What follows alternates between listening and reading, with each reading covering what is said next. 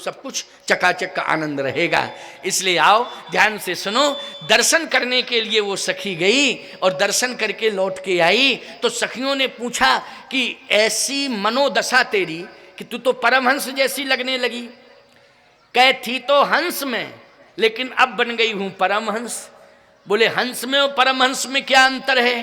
बोले हंस में और परमहंस में यही अंतर है कि हंस रहता है सरोवर में, मानसरोवर में, चुनने के लिए वो मोती चुनता है।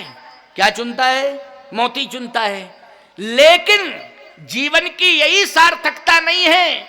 बस थोड़ा सा हंस को चाहिए कि हम केवल नीर क्षीर को ही ना देखते रहें, केवल नीर और क्षीर को ही ना देखते रहें, हम केवल मोतियों को ही ना खाते रहें। हम थोड़ा इनसे उठ करके, इन नेत्रों से हम नीर और क्षीर को छोड़ करके परमात्मा का दर्शन करें और पाने के लिए मोती ही नहीं, राम नाम के मोती भी चुन लें तो हंस से हम परमहंस बन जाएंगे। और जब हम परमहंस बन जाएंगे तो याद रखना सीधा परमात्मा से डायरेक्ट कनेक्शन हमारा हो जाएगा।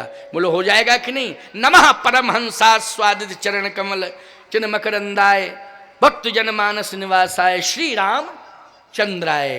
तो प्यारे हम कहना ये चाहते हैं कि भगवान का दर्शन जरूर करो। आज ये सखी हंस से क्या बन गई? भगवान का दर्शन करके परमहंस बन गई। और परमहंस ही सबको भगवान से जोड़ते हैं। बोलो इस सखी ने सीता जी के सहित जितनी सखियां आई थी, बोलो भगवान से जोड़ दिया कि नहीं जोड़ दिया? अब जैसे ही भगवान से जोड़ा, अंतिम 5 मिनट की बात और है, स्वयंवर की पुष्टि कर दूं। जैसे ये सखी सीता जी को ले गई, अन्य सखियों को ले गई, तो सीता जी ने कहा कि क्या देख के आई, किसको देख के आई? कहा चलिए ना थोड़ा सा 2 कदम मांगे, बढ़ाइए। चली अग्र कर प्रिय सखी सोई, ओ प्रीति पुरातन लखई न कोई। वो जैसे ही सखी सीता जी को लेकर के चली तो जहां पर राम जी थे वहीं पर किशोरी जी को ले गई, क्योंकि स्वयंवर होना है। क्या होना है? स्वयंवर होना है। और जैसे ही श्री किशोरी जी पहुंचती हैं तो वो सखी क्या कह रही है?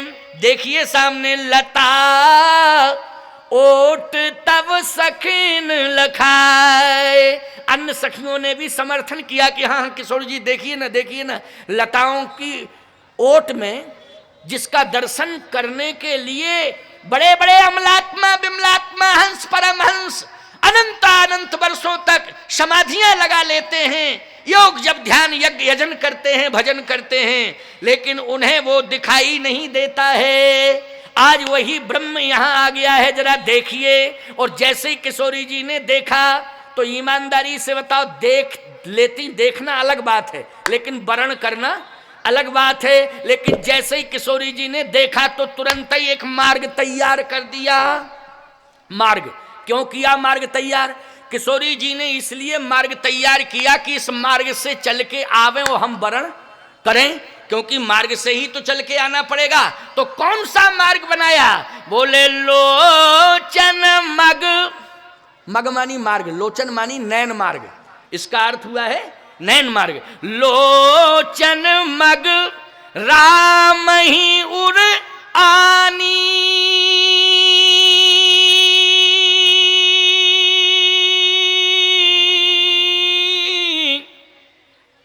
बोलो नैन मार्ग से श्री जानकी जी ने भगवान राम को बुलाया कि नहीं बुलाया? अपने पास बुलाया। और कहां बुलाया? बोले लोचन मग राम ही उर, नैन मार्ग से हृदयस्थ कर लिया। बोलो वर्ण किया कि नहीं किया? लोचन मग राम ही उरयानी। अर्धाली की अंतिम, इस अर्धाली का अंतिम चरण सिद्ध कर रहा है स्वयंवर के लिए। क्या कि हृदय में रख लिया था, लेकिन नेत्र अगर खुले रहते तो दूसरों पर भी दृष्टि जाती कि नहीं जाती? जल्दी बोलो। हृदय में राम को रख लिया, लेकिन नेत्र खुले रहते तो दृष्टि जाती दूसरों पर की नहीं। लेकिन वर्ण का सीधा सा संकेत मिल गया कि लोचन मग राम ही उरयानी। ओ दीन पलक कपाट सयानी। नैन मार्ग से श्री किशोरी जी ने प्रभु राम को हृदयस्थ कर लिया और नेत्र बंद कर लिए। बोलो आदि शक्ति ने ब्रह्म का वर्ण कर लिया कि नहीं? और जब ब्रह्म शक्ति ने ब्रह्म का वर्ण कर लिया, आंख बंद कर ली है, तो ईमानदारी से बताओ ये हो क्या गया? धनुष यज्ञ नहीं, स्वयंवर हो गया। बोलिए सियावर रामचंद्र की। हो गया स्वयंवर कि नहीं? अब जब स्वयंवर आज हुआ तो कल धनुष यज्ञ हो जाएगा, चिंता क्यों करते हो? इसलिए इंतजार करो। अब ठीक बिल्कुल 5 मिनट कम 6 बज रहे हैं। आओ 2 मिनट का कीर्तन करो, और कीर्तन करने के बाद देखो एक बात आपको बताएं, बहुत सारी जनसंख्या यहाँ बैठी है, आध्यात्म जगत की दुनिया है ये प्यारे। आप सब आध्यात्म जगत के नागरिक हो। आमंत्रित करके ध्वनि विस्तारक यंत्र से सुनिश्चित लोगों को ही बुलाया जा सकता था, जिसमें 25-50 लोगों को माल्यार्पण के लिए, चरण पादुकाओं का स्पर्श करने के लिए बुलाया गया। क्यों? अगर संपूर्ण लोगों को बुला देते तो ये केवल चरण पूजन और माल्यार्पण होता, प्रवचन नहीं हो पाता, है ना। लेकिन बाद में ये आचार्य परंपरा है कि आचार्य श्री की चरण पादुकाएं, जो आदि भगवान की जगत गुरु जी की पादुकाएं, आदि आचार्य की पादुकाएं हैं ये, और ये हमारे आचार्य पीठ श्री कामदगिरि पीठ की पादुकाएं हैं। तो इनका पूजन पहले इसलिए होता है, बाद में मेरा होता, क्योंकि इनकी पूजा आचार्य पीठ की पूजा करना है। तो आचार्य पीठ की पूजा के लिए 5 लोगों को, 50 लोगों को बुलाया जा सकता है, यही संभव, लेकिन संपूर्ण लोगों को नहीं। प्रवचन के बाद समय रहता, अगर श्रद्धा रहती है और मन में ये लगा रहता है कि हम आचार्य पीठ के समीप नहीं पहुंच पाए, आचार्य श्री के चरण पादुकाओं तक नहीं पहुंच पाए, तो प्रवचन के बाद सबको मौका दिया जाता है। तो वो चरण पादुकाएं रखी हैं, बाद में आप लोग सभी लोग जिनके मन में श्रद्धा है वो आ सकते हैं, प्रणाम कर सकते हैं। ये व्यवस्था को भी अलग कर दिया जाएगा। ये तखत चौकी जो पड़ी है वो इधर उधर कर दी जाएगी, आप लोग के लिए मार्ग पूरा स्वतंत्र कर दिया जाएगा। इसलिए 2 बार कीर्तन करो, कीर्तन के बाद में फिर श्रद्धा भक्ति यदि है आचार्य श्री की चरण पादुकाओं के प्रति, तो सभी लोग आ सकते हैं, बशर्ते कीर्तन के बाद।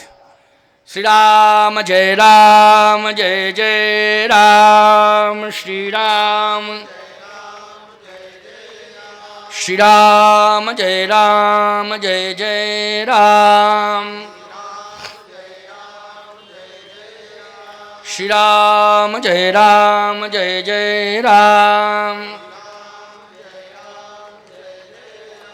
यज्ञ नारायण भगवान की, श्री सीताराम नाम भगवान की, श्रीमद् गोस्वामी तुलसीदास जी महाराज की, धर्म की, अधर्म का, प्राणियों में, विश्व का, गौ माता की, गौ हत्या, हर हर महादेव।